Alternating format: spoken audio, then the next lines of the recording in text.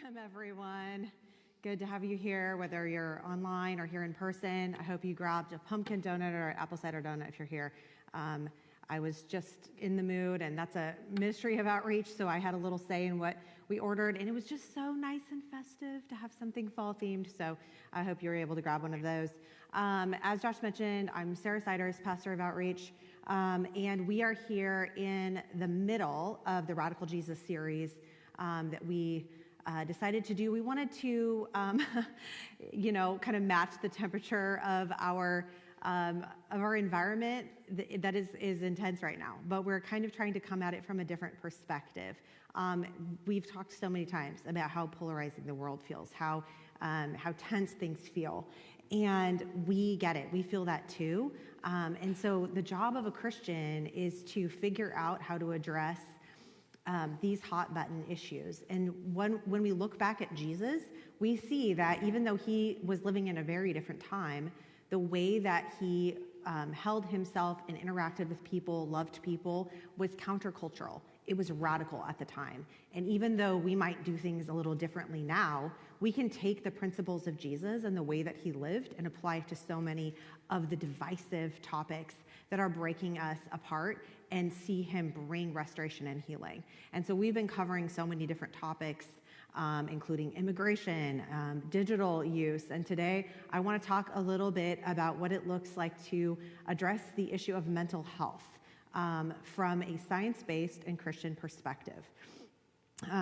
So that the reason I felt like I wanted to speak to this was probably pretty obvious. I'm a licensed practicing therapist.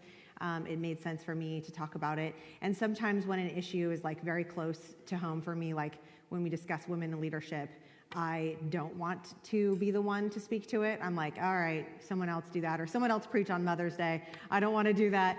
But this one, I felt like I've really wrestled with this as a therapist, as someone who is part of the medical community.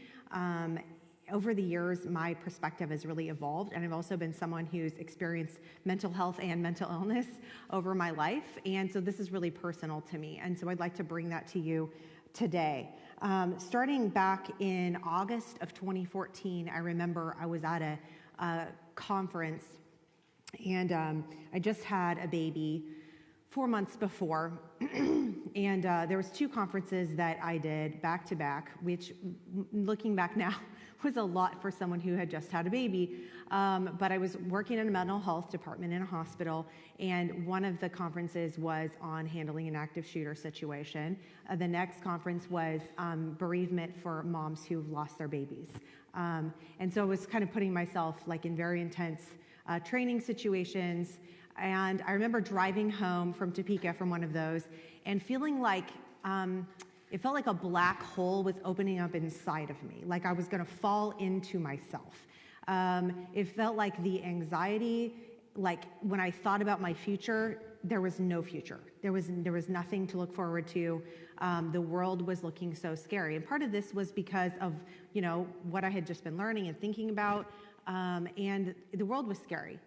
This was around the time that Ferguson was happening. There were riots. There was, we were having to confront racism in a really significant way. There was terrorism and war and people immigrating out of the Middle East and up into Europe, and it was really, really unsettling at the time. Ebola was ravaging Africa, and I was, of course, trying to be like a good citizen of the world and read the news, but it was creating a sense of just radical unsafety. But for me, I just felt like I was putting together a picture of the world that nobody else was seeing. I was surprised that my friends were planning their weddings and planning their baby showers and planning their travel, because I thought truly that we would be dead by the end of 2014. So I was going to these events and I was like, why are we doing this? And I was regretting, having children and thinking, why did I do this? Because the world is so dark. And I would sort of just get up every day and go to work. And I was working with this, volunteering with this nonprofit in Africa. We were working on our church plant. We were raising our babies. And so I was sort of like duct taping myself together But at night, I would just sort of walk down the hall, like in this like dead stare, and just be like, what is the point of this? What are we doing here? And that was what it was like inside of my head at the time. There was all this paranoia that started to breed this depression and hopelessness. And my body started to wear out under the stress. I remember that I would wake up in the morning and I couldn't get like one of my eyes to open. It just like wouldn't open. Eventually it would, but it would never open all the way. So if you see photos of me back then, there's like one of my eyes is like half shut because I was so worn down. I was losing weight, and I was just this like skeleton of a person. I was, my whole body was showing signs of wear. There was all this tightness in the center of my body, and maybe even as I'm talking, you've had an experience like this, and so I'm sorry if this is a lot, but I want you to understand what it was like from the inside, because here's what was going on the outside. On the outside, I was working in a mental health department. On the outside, I was supporting people who would walk in and have crisis mental health. I was working to get a postpartum moms group going. I was consulting down to the OBGYN and labor and delivery clinics. So when a mom would want to place her baby for adoption, or when there would be maybe a grief and loss situation, or just a mom needed support, they were sending me in. And this was happening inside of my mind. And I did not understand what was going on. It took me months before I would ask for help. And eventually I was like, oh, this is postpartum anxiety and depression. But when you read it in the DSM, it doesn't sound like what it sounded like in my head. And so I became very good at identifying and relating to all these moms. And that was a big part of my role in the community for years after that, was maternal mental health, because I could sit down across from a mom and be like, I know exactly what's going on right now. And we could make a path and a plan. And it was extremely meaningful. But it took a long time to get there. It took a lot of suffering and a lot of pain. And it turns out that mental illness that I experienced was part of a much bigger trend that we're seeing in the United States. 1 in 5 U.S. adults experienced a clinical mental illness in 2021, according to statistics from the National Alliance of Mental Illness, which is a really reliable source of information. Major depressive episode was diagnosed in over 8% of the U.S. adult population, and 19% experienced or were diagnosed with an anxiety disorder. A brand new poll from this year from the American Psychiatric Association is showing that 30% of adults experience loneliness weekly and 10% are experiencing it every day. But despite the prevalence of this, the distance between the onset of these symptoms and getting treatment is 11 years. 11 years. I was lucky, I was fortunate that even though I didn't see what was going on inside of a mental health clinic and no one else could see it, that's crazy, huh? Right? I was hiding it really well, but the fact that I was there got me a little bit closer, and I was able to get help faster. But 11 years on average is how long it takes for people to struggle and wrestle with their mental health symptoms before they ask for help. And so what do we do with this crisis of mental health and mental illness that we're seeing in our culture? I wanted to get a sense of what do we even mean when we say mental health and mental illness? And if you've heard me preach before, you know I like to have a common understanding, find the space that we're starting from the same point. So you know what I mean when I'm talking about mental health and mental illness. And I've thought about it as a therapist because, the way that we do therapy now, I've thought, why do we do it this way? What is this? Is this some just brief evolution of Sigmund Freud? And it kind of is. But I was like, how did people get support for their emotions, 2,000 years ago or 5,000 years ago? I've kind of just wrestled with this and thought about it. And I had some answers, but I did a little bit of a deep dive. Mental illness has been recorded throughout all of human history, where we've been writing things down and talking about our human experience. We've also been talking about mental illness.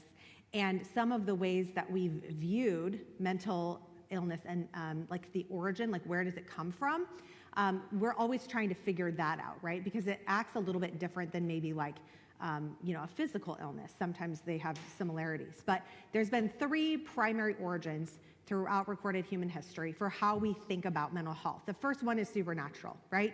It's like the demons got them. The second one is somatogenic, or body originating. So anything that's going on, whether anything that you experience in your body, even if it's in your mind, it was viewed as having a somatogenic or body originating focus.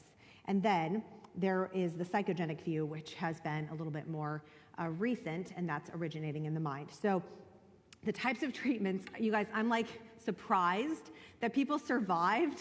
Not just did anyone get cured? I have no idea if anyone got cured from these treatments, but when we look back on it, you're like, how did we do that more than once? One of the first forms of treatment was called trephination. This started up to 7,000 years ago.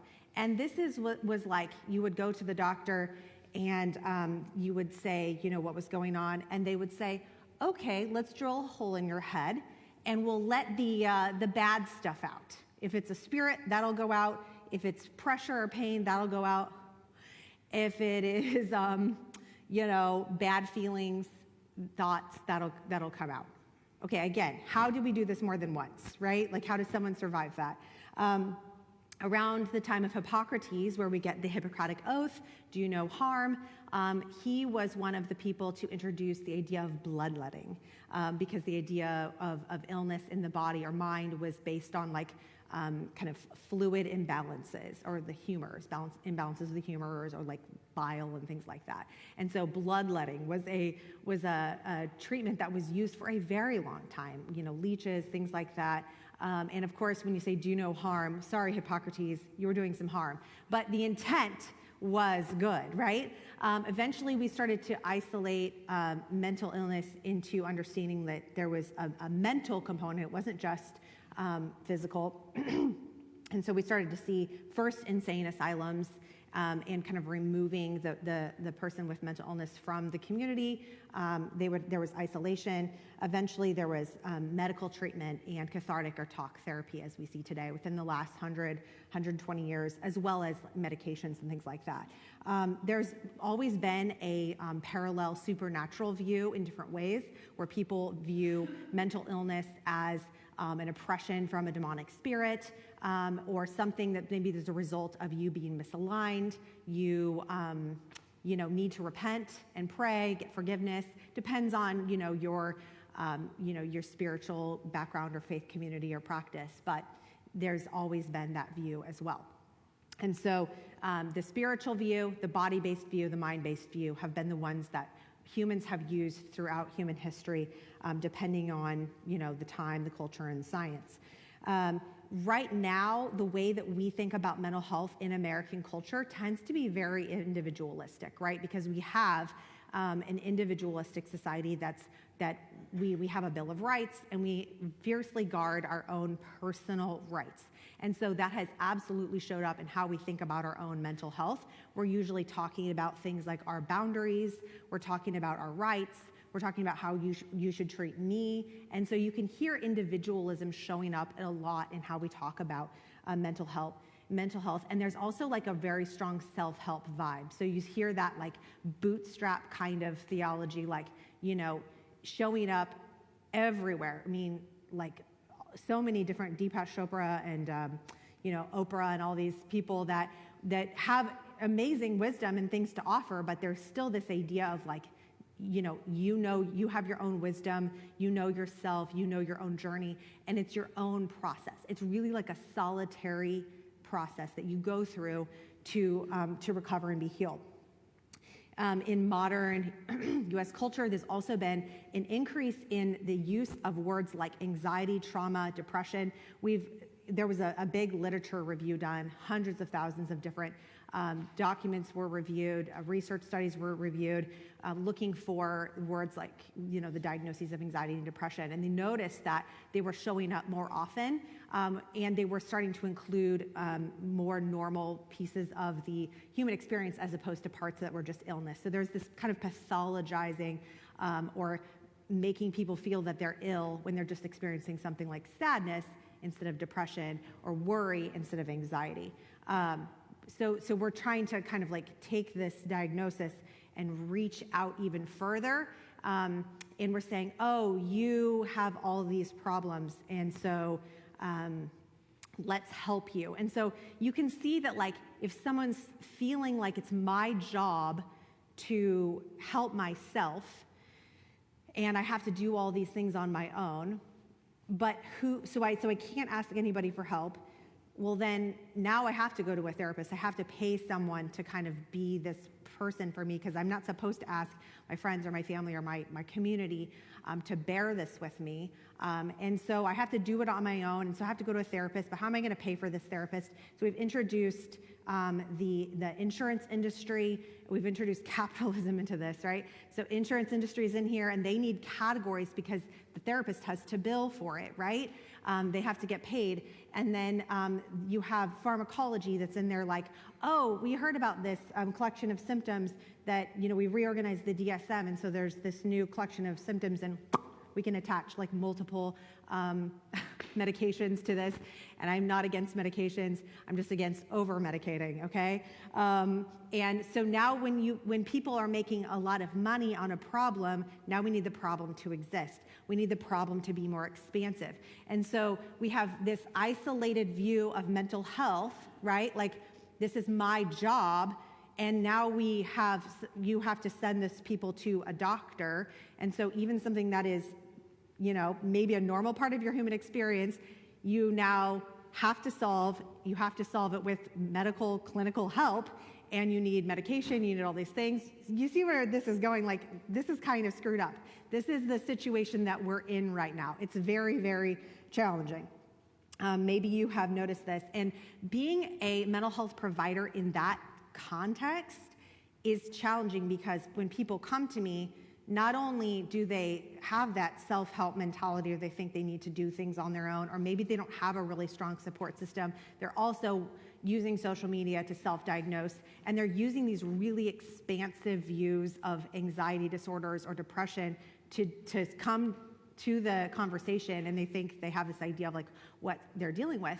And I really appreciate that people are doing their research and learning, and it's amazing that we have destigmatized mental health so much, and we've overcorrected, okay? Just to be totally honest. We have absolutely overcorrected. And so we're looking at these kind of belief systems that are like, most of the problems that you're experiencing are mind-based. We don't really include anymore the supernatural, the spiritual. We don't really include body-based therapies as much, although that's definitely seeing a resurgence. There's definitely a narrative that like whatever happened in your childhood is going to, continue to influence you for the rest of your life, and that's the primary defining narrative for what you can expect.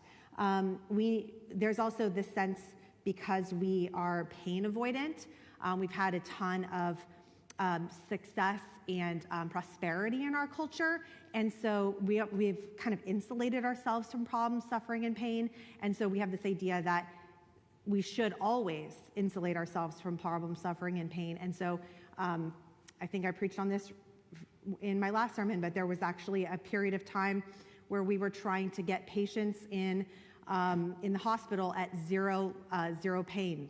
They would never have pain. And so, of course, we had the opioid crisis. But we were trying to always treat pain as if it was a problem by itself instead of a messenger. And so we have this idea that we're supposed to always avoid this. And then, of course, again, it's up to you to do your own work. So that's the context that we are in right now. Whether you're a practicing Christian or not, that's the culture that we're in. And so the Christian view has been pretty consistent over time, but how it's been interpreted and played out has been very varied, I'll say. So one of the best understandings that I have seen for the Christian view of health comes from the third book of John in verse 2, because it's just one chapter. He says, "Beloved, I pray that you may prosper in all things and be in health, just as your soul prospers." And so Christians over time have had this, kind of combination of spiritual or supernatural mental health treatment and like mind-based mental health treatment.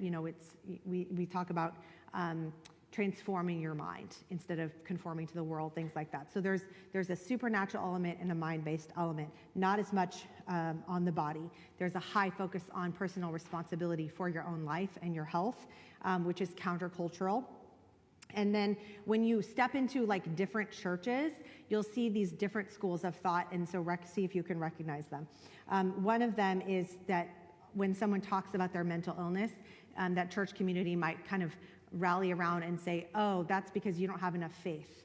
You don't have enough faith to like pray away your depression or your anxiety, and so that's how we understand it. And so therefore, the presence of anxiety or depression is a moral failure on your part." Other Christians are like, "Hey, life is hard, so suck it up, buttercup. That's just it. Don't complain." Other Christians will, in a lot of times in those environments, that either of those environments, you'll see abuse being tolerated in domestic situations, especially. Spiritual, emotional, physical, sexual abuse is tolerated in spaces where people are not allowed to speak up or share about their experience. And of course, that is a very detrimental thing, especially when we're talking about God's view of the vulnerable. Obviously, he wants us to protect them. And so Christians have unfortunately been perpetuators of abuse instead of protectors. And so that's something we need to break up with. Some Christian communities use spiritual explanations alone to explain mental health symptoms. They're like, "Oh, that must be a demon. Let's pray for that person. Let's bring them up. Let's just pray for them, or let's send you the prayer counselor." And we're not treating the body. We're not treating the emotions. Finally, some Christians are like, "Well, once you become a Christian, then everything's going to be good. Everything's going to be great. Blessed, wealthy, prosperous, upward and to the right. I don't know what you're talking about. We don't have any problems here." And so kind of dismissive, right? So you might recognize that some of your Christian experience has reflected that view of mental health. And so if you look at those interpretations of how Christians address mental health, and then you look at our culture, you can see that really nobody knows how to do it, right? Everybody is very confused. And so from a Christian perspective, I just want to bring us back to that verse in 3 John.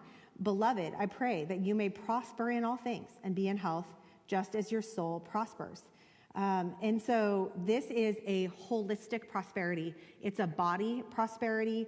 It is a financial prosperity, relational prosperity. It's mental prosperity. It is emotional prosperity. It's the whole entire thing is what he's saying, that you're going to have success, that you're going to have prosperity in the whole of your life. And it starts with your soul. "May you prosper and be in health just as your soul prospers." And so the core of this health, this holistic wholeness, starts in the soul. And so we need to understand a little bit about what that looks like. When we look back to wholeness and God's original design, it's very easy to just go right back to the very beginning. You're going to flip your Bible all the way back to Genesis, and you're like, what was it like in the beginning? And the thing that we see is that people were connected to God. They were connected to themselves. They were connected to each other. They were connected to the earth. And if you notice, that forms a cross shape, right? Jesus was bringing restoration across these places, to God, to ourselves, to each other, and to the earth. And that is the Christian journey of wholeness, is coming back to that place of connection to all of those things. That's not the entirety of mental health, but the journey toward wholeness is reconnection, restoration, and healing in those areas primarily. And so that's our journey. Jesus' commandment in Matthew 22 gives us an idea of where to start on this process. An expert in the law approaches him and says, "Teacher, which is the greatest commandment in the law?" Jesus replied, "Love the Lord your God with all your heart, with all your soul, with all your mind. This is the first and greatest commandment. The second is like it. Love your neighbor as yourself. Love your neighbor as you love yourself. All the law and prophets hang on these commandments. And so there's this, again, this view that loving God, loving yourself, and loving others, that restoration is the process that we get, the beginning of the journey towards wholeness. So when we think about how Christians are to view mental health, it's meant to be holistic. It's meant to be all of you.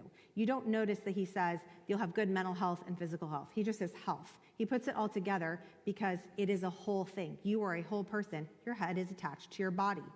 You don't get to, have like different parts of your health that don't affect the rest of them, right?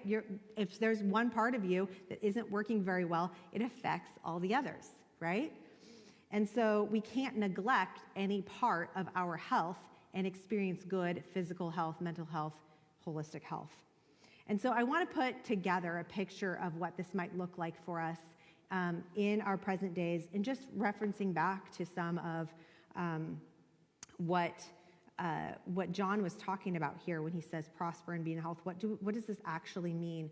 And I think that when we understand what wholeness looks like, what actually happens is that we become less fragile. We become resilient. We become resistant against, there's sort of an immunity that forms in us because we understand that we are capable, that we are able to handle challenges without crumbling. We're not brittle.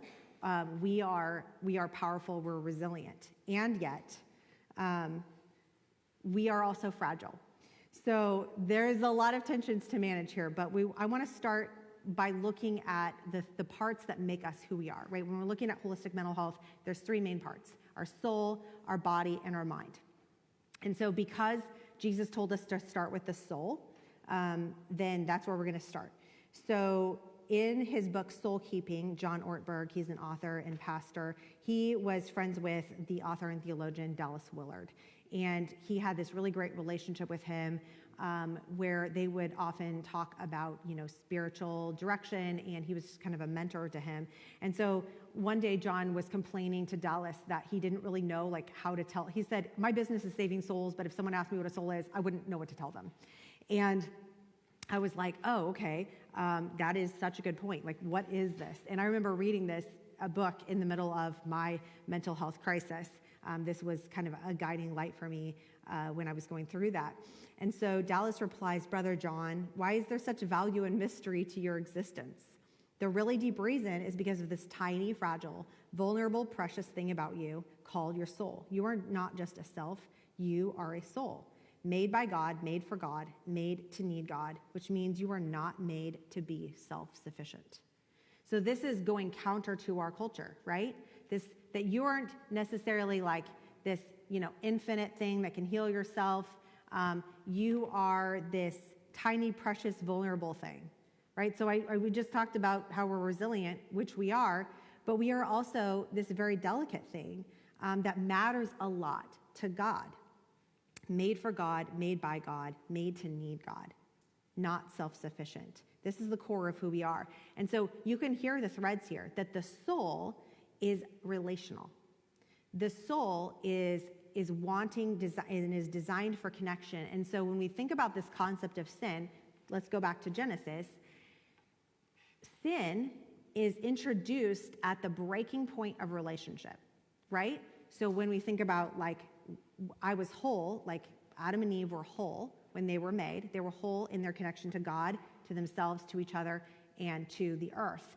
And when they believed a lie and they acted on the belief of the lie, there was a break in all of those relationships, right? And so the soul is desiring and longing to reconnect to God, to ourselves, to each other, and to the earth. And that is that process, is the desire of I just want to reconnect. I want to be aligned. I want to be one. I want to be unified again. And so much of what drives us is this feeling of being disconnected and just wanting to be back together. And so we feel really scattered. We feel really restless because we don't really have that language. But that's the soul. The soul is longing for reconnection with God, with ourselves, with each other, with the earth. That is the process that we're in. And so if you're like, oh, that's what this feeling is, this feeling of restlessness, this feeling of I don't belong, this feeling of disconnection, that's the feeling that we all have as human beings since the fall. And so that feeling is meant to create such a restlessness and such a longing that we would look out in the world for God, and we would begin to find that journey of wholeness and reconnection. And so when we're going to therapy, we're not going to therapy because we have like a mental problem that's just our problem. Usually the mental problem, the emotional problem, is happening along the fault lines in our relationships. There's a grief, there's a loss, there's a death, there's a conflict, there's something broken in our connections. Sometimes it's within our connections to ourselves, our self-esteem, how we view ourselves, how we talk to ourselves. But it's a connection point that's broken, and that is often what brings us into therapy, right? It's those things. And so it's our relationships. So again, when we isolate the person and we say, oh, you have a mental health problem and you have to do that on your own, but the reason the mental health exists the mental illness exists is because of breaks in relationship, you can see that is going to be problematic. How is that person supposed to get healed? I've heard people say we are broken in community and we heal in community. It is super scary for us to show up to a church even, or to, meet a new friend and try to reach out because we've been broken in relationship, but we heal in relationship. We can't do this alone. Our mental health journey as Christians is countercultural. We are invited to reconnect. That is the entire process. And so it's loving each other and loving ourselves, loving God, that is the evidence of our mental health, right? It's those breaks in relationship that create a lot of our mental illness and even especially our trauma. And so there's been this really big focus on emotional intelligence that we've seen. And emotional intelligence, or EQ, is understanding the language of emotion, right? Emotion isn't just like someone being loud in my kitchen having a tantrum, right? Like, stop that, right? A lot of us grew up in environments where we weren't supposed to express an emotion because our parents did not know what to do with it. They didn't understand what it was. Well, an emotion is an expression of a need, right? If my stomach starts rumbling up here, that's an expression of a need. That's hunger. If I start yawning up here, that's an expression of a need. That's tiredness. And if I start crying up here, that's probably an expression of a need, which is comfort, right? So really quick overview on 3 common emotions and their needs, in case you don't know or haven't heard. Anxiety is expressing the need for reassurance. So if you see someone having anxiety, telling them it's going to be okay, no, don't worry about it, is not exactly reassuring, right? Because you're not hearing them out. You're not hearing out where they're coming from. It doesn't mean their anxiety is absolutely, predicting the future or anything like that, but they need to be validated a little bit and they need to be reassured. Usually that reassurance is about reassurance of connection. Not like, hey, you're going to be okay out here by yourself. Usually it's reassurance like, hey, I got you. Even if this thing goes down, we're going to be connected, or you're going to have a connection. You're going to have a support. Sadness is the expression of a need for comfort.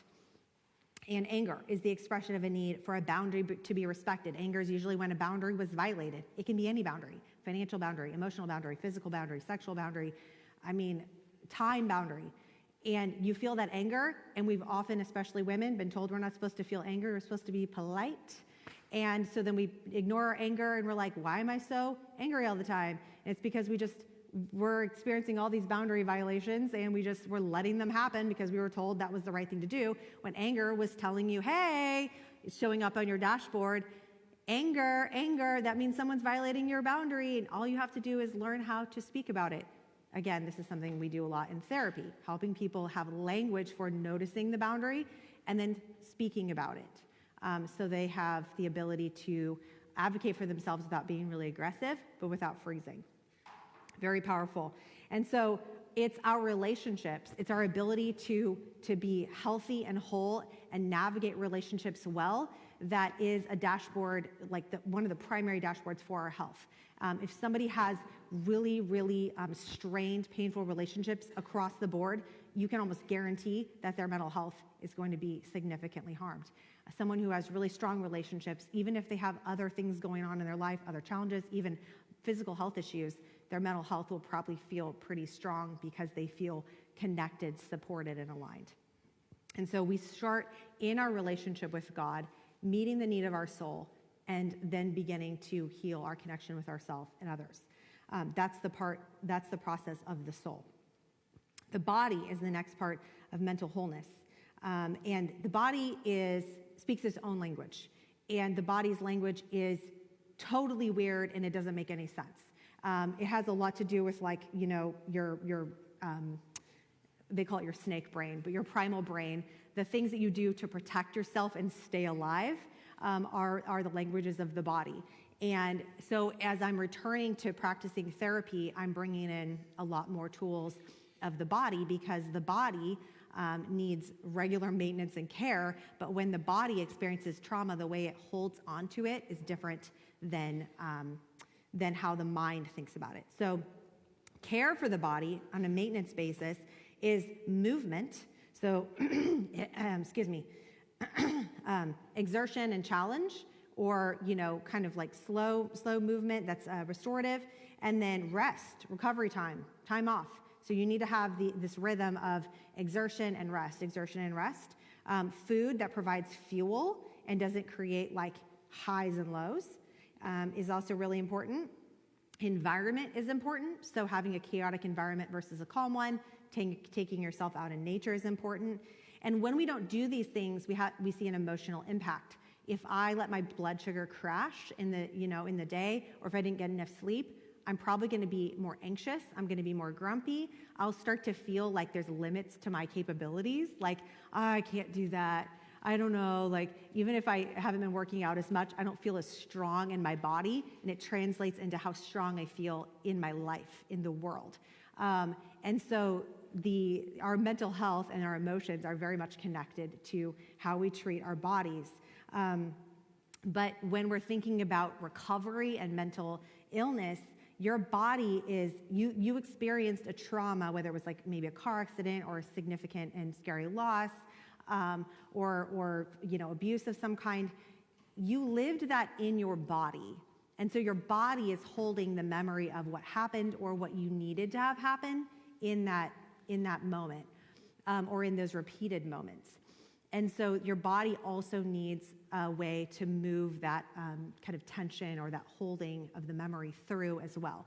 So when we kind of adopted Sigmund Freud's cathartic therapy, and we just sat down or we laid down on a couch, like, oh my gosh, and you're just like recalling these things that were physical, right? Like if you were supposed to run away, I know this, trigger warning here a little bit, but if something happened to you and you needed to run away and you didn't, laying down on a couch and talking about it does not feel like it would be very helpful. You know what I mean? Like you might need to move your body in a way that it needed to move then.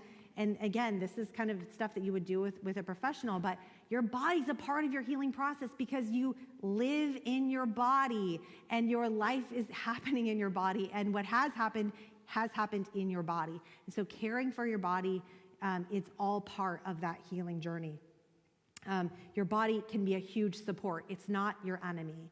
It can be a huge support in this healing process because you can activate your parasympathetic nervous system through breath, through some of these bilateral somatic tools, and you can start to bring so much comfort and so much healing, and your body is going to be your best friend on this journey. Instead of feeling like you're at war with your body, like, why is it doing this? Why is it doing that? You can start to become a friend of your body and understand the language that it's speaking. It's so powerful, and you'll start to feel more at home in your body, and many of you have been on that journey, and I have too, and it's incredible. And so talk therapy really just doesn't do the whole trick.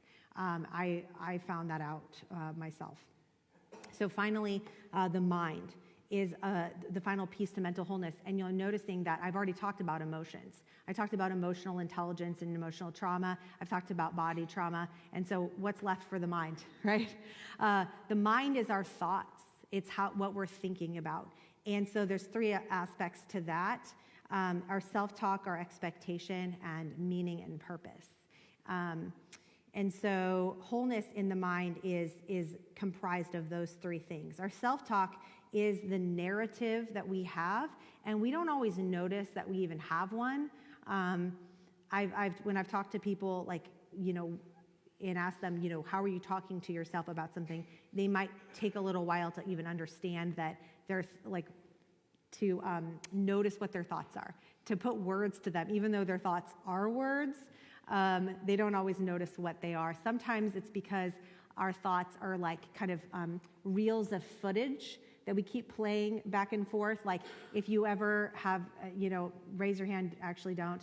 If you've ever been in a social situation, a networking event, a party, and then like you go home and you're like, oh, I said that stupid thing. Why did I do that? And you're like, oh, that was so embarrassing. I bet that person got their feelings hurt. And you like start thinking about that, and you have this like, it's like a ticker tape, but what you're doing is you're like analyzing footage like you just did a football game, and you're like, roll that play. Okay, let's roll it again. Let's roll it in slow motion. Let's roll it fast forward. Okay, now let's roll where that person is, and they're thinking about how much I suck, and they're thinking how stupid I am, and they never want to see me at another party, and I'm never getting invited back. So that's your self-talk, okay? That you think that's like footage analysis, game analysis. That is not.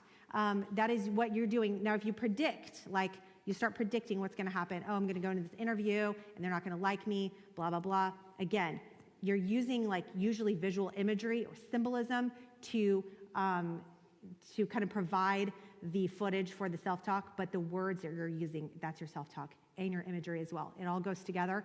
And so you have to become very disciplined in noticing what that is and being able to have the power to replace it. Just because you think it doesn't mean it's true. Just because you think it doesn't mean that it is going to happen.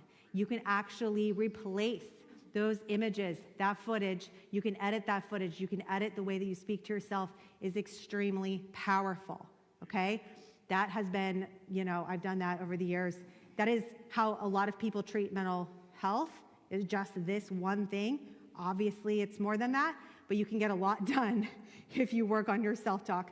Another thing is expectations. You guys, we are suffering so much in our lives because we have these expectations that literally no one promised, okay? Jesus sure didn't promise it. He said things like, in this world you will have trouble, but take heart, I have overcome the world. You have David in Psalm 23 saying, even though I walk through the valley of the shadow of death, not fun, not comfortable, kind of sounds scary. He says, even though I'm in that place, I will fear no evil. Why? Because you're with me, because I have a strong connection, because I have a whole relationship with you. He's still in a hard spot, but his mental health is okay because of his relational connection, right?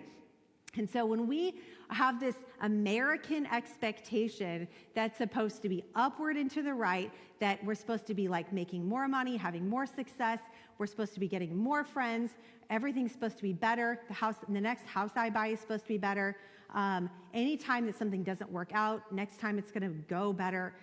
These expectations are setting us up for failure. In fact, they're putting us in enemy mode with our own emotions, because I don't want to feel grief. I don't want to feel sadness. And so please give me a medication, give me a screen, give me something to distract myself or numb myself out, a substance, a behavior, something. Make this go away, when really the emotion is meant to tell you, hey, sweetheart, you need a hug. Hey, sweetheart, take your body out in nature. Hey, sweetheart, stop drinking so much. Or whatever it is, right? Stop getting your body like artificially suppressed and then anxious again from whether it's tobacco or alcohol or anything that distracts or numbs you, where you leave yourself, you abandon yourself because you're too much, right? All of those things that we do, we become enemies of ourselves because we expect it to be easier. We think it's supposed to not go like this. And when it's bad, we think that something's wrong with us. We think something's wrong with the world. Something's wrong with my partner. Something's wrong with my children. When really, this is life. In this world, we will have trouble. That's it. But take heart, he has overcome the world. Take heart that even in the valley of the shadow of death, he is with us. That's where our resilience comes from, is so often in our expectations. Our expectation that, oh yeah, it is supposed to be hard. But knowing that we're up for the challenge is the thing. So I love this psychologist. If you guys have seen the Inside Out movies, you maybe wondered who's the genius behind all of these metaphors that make you cry. And I'm always sitting there like, how did they come up with this? And I finally found the genius behind this. Dr. Lisa D'Amour is one of the consultants who has worked on the Inside Out movies. And something that she says, which I love, she says in a New York Times article, stress doesn't deserve its bad rap. Psychologists agree that while chronic or traumatic stress can be toxic, such as the kind that comes with taking, or garden variety stress, the kind that comes with taking a big test, is a normal, healthy part of life. Stress is also known to have an inoculating effect. Research shows that people who overcome difficult life circumstances go on to enjoy higher than average levels of resilience. In short, achieving mastery in trying situations builds emotional strength and psychological durability. So stress, expecting it and knowing, I'm okay, I'm wired for this, I'm ready for this, this is how it is, this is how it goes, and I'm going to be okay. Not, again, trauma, continuing to put ourselves in traumatic situations. That's not what I'm saying. But in a lot of scenarios that things are hard and we're confused, it's because it was just going to be like that, and we weren't prepared. And so we suffer additionally because of that. The third and final aspect of our minds, in making sense and wholeness in our minds, is meaning or purpose that we assign to what happens. So not only do we have these expectations that it's going to be easy, and then we're confused, sometimes then we assign meaning. We'll say, like, why is this happening to me? Not a good question, not helpful. What are the answers, guys? Why is this happening to me? Why did this happen? You're not going to get great answers from that. And so when we try to make sense of or make logical, moral sense of pain and harm and war and death and loss and sickness in the world, we can't do it. It doesn't make logical sense. There's no like A-B storyline for that. And so we will feel like we're running into a dead end, and we often will like sort of drop down in despair because we're like, I don't know how to make sense of this. Well, your brain does not want to make sense of it. It feels like it does. Give me an answer, give me an answer. That's not what you want. What you actually want is meaning and purpose.